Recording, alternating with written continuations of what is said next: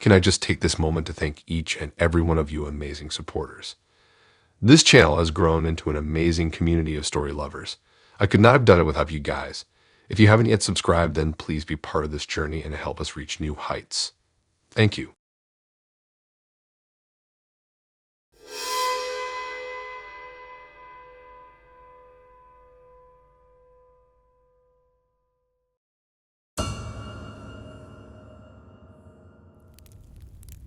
When Amanda first answered my room for rent ad, she seemed totally normal. Affable art major new to town, into indie music and bike rides like me. Her vibe was warm and upbeat as we did the walkthrough, admiring my funky exposed brick loft downtown.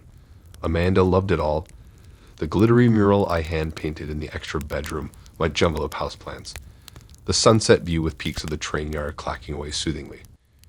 We hit it off right away chatting as she filled out the paperwork. Before Amanda left with the spare keys, we even exchanged music recs, promising to grab coffees and explore our new creative synergy soon.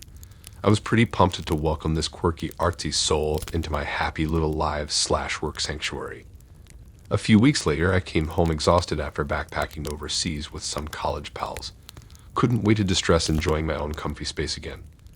But when I unlocked the door hauling my duffel bags, something seemed off. Nothing major was disturbed, just a strange energy I couldn't place at first.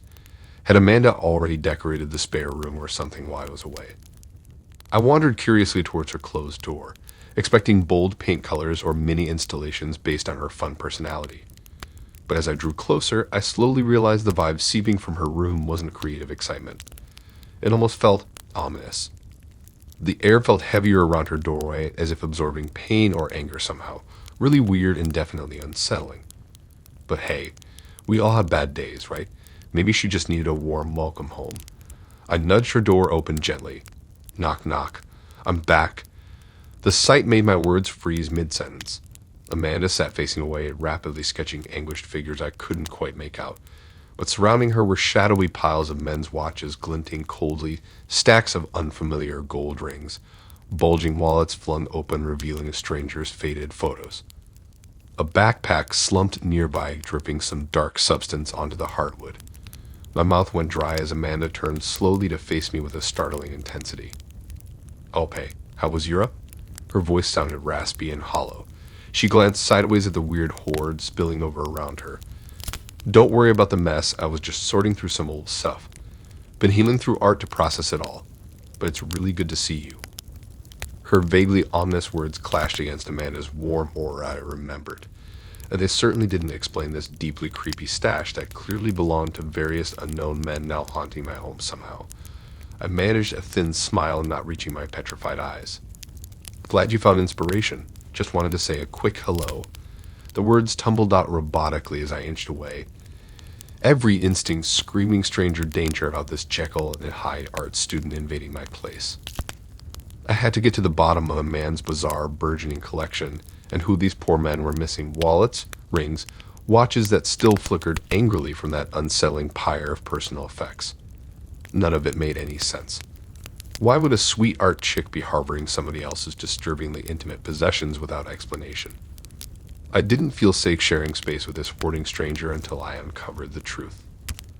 Later that night, I typed Amanda's name into the online housing portal where we initially connected. Then my blood truly ran cold. 0 search results popped up. According to all records, Amanda didn't actually exist as a vetted renter on the site, meaning she somehow faked documents and references to get approved under the radar as my roommate. I dug deeper down the rabbit hole, scouring socials using photos I had of her. But it was like searching a ghost. Absolutely no online footprint whatsoever. No Instagram brunch pics or tags from past dorm buddies. No local galleries featuring her edgy art. It was as if Amanda sprang into existence the precise moment I met her in my foyer. Who rents their doppelganger's spare bedroom to harbor strange personal relics secretly in the night. Imagining this artfully cunning actress impersonating my ideal companion. Maybe for weeks as I dropped my guard admiring her fabrications, made venom creep through my veins. Whatever Amanda's true backstory was, I had no desire to stick around finding out. The very next morning, I packed swiftly and split back overseas to knot out my research grant. Didn't breathe normally until several time zones away a week later, finally. Never looked back either to see what bizarre rituals evolved in my little loft during the dark hours. I instructed the confused rental company to keep my deposit and flip ownership fast to some braver soul. As for me, hard pass on sharing space with the deeply unhinged.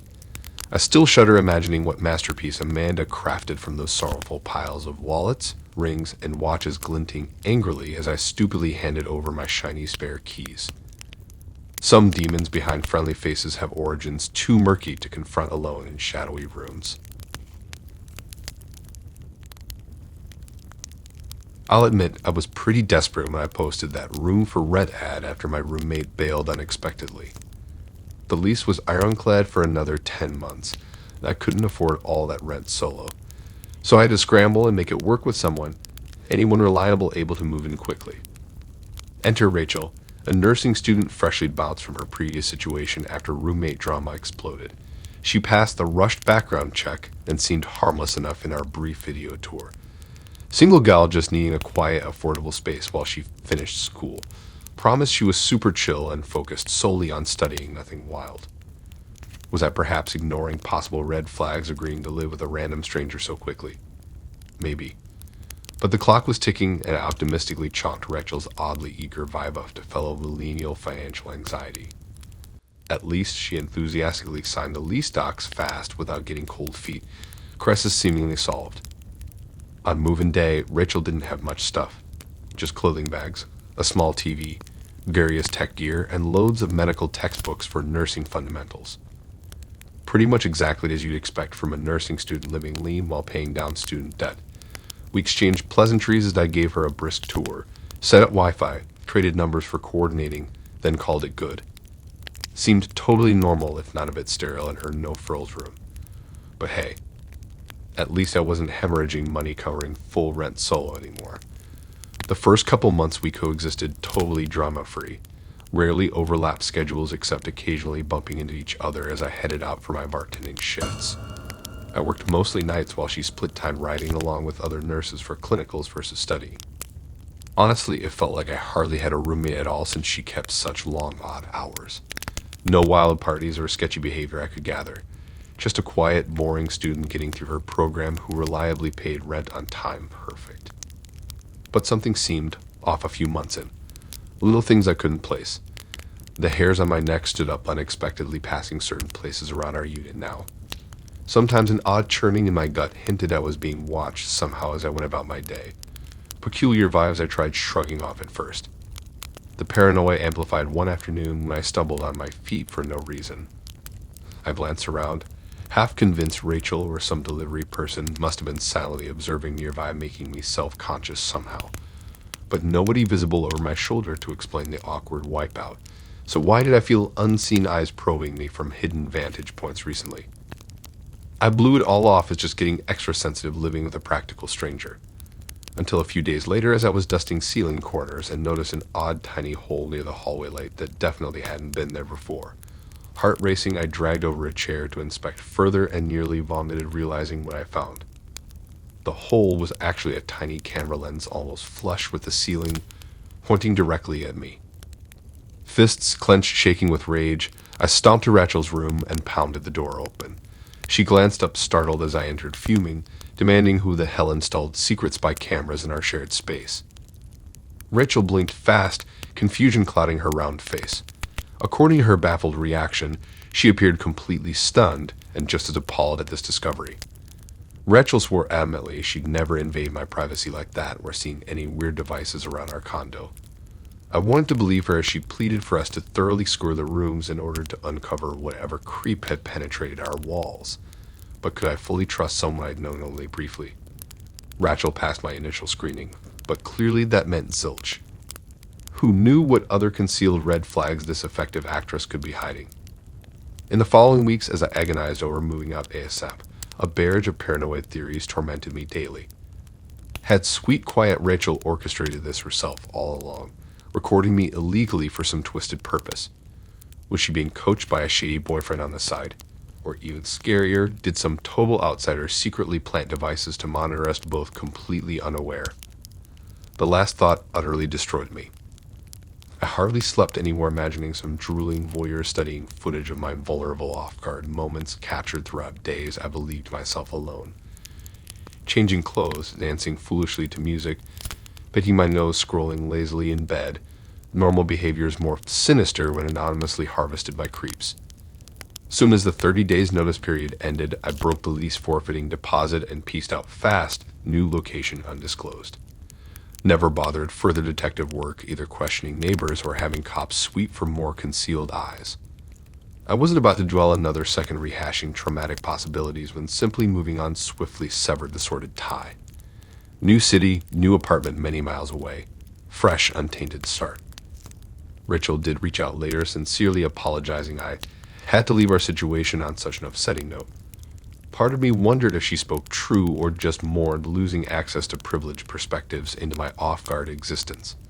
I didn't reply or attempt to investigate motives either way. That chapter was permanently closed tight. Now I scanned every inch above eye level whenever touring new residences, seeking any glint signaling illicit entry points. And I sure as hell never again ignore those primal inklings of being secretly scoped from shadows. The safety of home requires securing all access points, inner as much as outer. Some spaces once desecrated can't be cleansed fully to renew faith violated.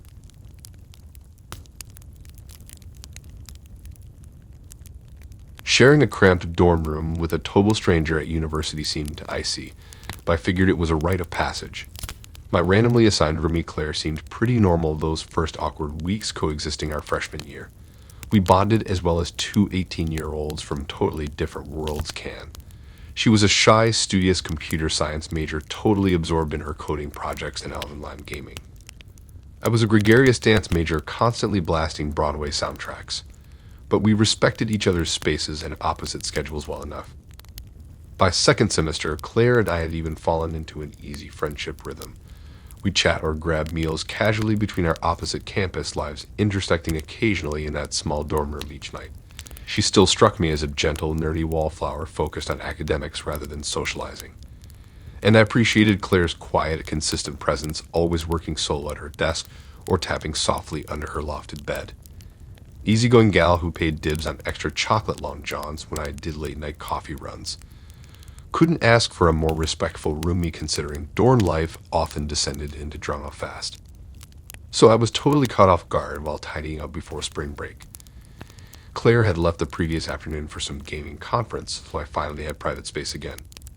While swiffering months of dust out from under her loft, something suddenly slid off high above, startling me to catch it instinctively. The well-worn leather journal tumbled into my hands. Curiosity went out fast, and I cracked it open immediately.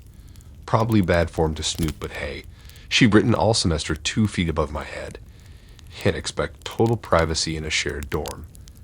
Skimming at first, it looked like a standard diary cataloging Claire's first-year experiences and initial computer science classes. The earliest entries were pretty mundane, griping about weird smells in the dining hall, struggling with Java syntax, missing her senior rescue terrier back home. Nothing shocking or scandalous, really. I smiled reading her first impressions of me during our awkward meeting day. Lisa seems nice and outgoing, pretty much the opposite of me. Maybe she can drag me out of my shell a bit. I thought. Guess we were both cautiously optimistic becoming Lucky Ruby potluck prizes that first week. I lazily thumbed towards the end as Claire tracked new clubs joined, volunteer projects completed, all the usual soul-searching ink scribbled while adjusting to independent college life. But just a few months earlier, the tone of Claire's journal took an unexpectedly sinister shift. She wrote less about daily class stresses and more extensively analyzing specific encounters with, well, me. Like clinical stalker level examinations of our every conversation and interaction way beyond normal friendly curiosity. She transcribed entire chats I barely remembered, cataloging details like what pajamas I wore to study sessions or snacks I stored in our common mini-fridge. Things room acquaintances might notice in passing, but wouldn't meticulously document this way. Unsettled but also unable to stop reading, I plowed forward faster through recent entries about me. That's when the scenarios careened straight over the cliff's edge into Crazy Town. As I neared the final pages, Claire's unhinged plans emerged raw and vivid. Lisa leaves at 7:15 on Tuesdays for dance club, so I might have an hour or more solo. She never remembers to lock the bathroom door when she showers. If I sim-linked her laptop backup, I could monitor whenever she logs into email or social media accounts. My hands trembled wildly reading Claire's terrifyingly elaborate scheming to intrude my personal spaces and privacy through technology access points and easy roommate proximity. This intensely methodical diary revealed she had been documenting my routines for months with the ultimate goal of complete access to my identity and autonomy, like some creepy Hitchcock character biding time playing nice roomie while constructing intricate thought webs to entrap me once my guard dropped fully. I felt bile rising as my eyes scanned and rescanned Claire's notebook, bursting with unhinged musings about infiltrating deeper once she hacked administrative controls. Maybe she'd attack her my socials first before escalating to watching me remotely through my own laptop camera with stealth software. Her disjointed words hinted by finals, she aimed to synchronize all electronics under her omniscient command, pinpoint my location constantly. I imagined Claire the master puppeteer stalking my every move from the shadows once my passwords, devices, and identity got symbiotically tethered to her creeptastic whims. Slamming the diary shut finally in horror, I staggered backwards and instantly started throwing all my things into suitcases. No way could I spend one more night right below the spiderweb lair of this Jekyll and Hyde roomie feverishly plotting total surveillance domination of my college existence. Ditching most possessions, I drove away speedily that same afternoon and switched dorms immediately. Never set foot in that tainted space again. Part of me did worry Claire would hack the housing system to hunt me down once she realized I had escaped her scheming clutches for good. But thankfully she didn't reappear anywhere during my remaining uneasy years on campus. Sometimes I still shudder imagining what demonic metamorphosis I could have triggered if I slept in vulnerable obliviousness one more night below Claire's quietly unhinging focus charting my every habit and routine. She seemed like such a generic introverted computer nerd those early months. Just another studious, socially awkward freshman noodling algorithms behind glowy screens late into the night above my head. Until that day, I glimpsed the deeply disturbed delusions scripted secretly about exploiting my trusting nature as the perfect prey. A hard lesson learned to follow my instincts when a vibe feels off about any friendly face concealing shadows. Roommates may surface falsely innocent initially, but keep watch for what subtly sinister plans take shape once comfortable enough to lay trapdoors. Thanks for listening in. If you like these stories and want to hear more, then please subscribe and like and support this new channel. We have more stories for you to listen to.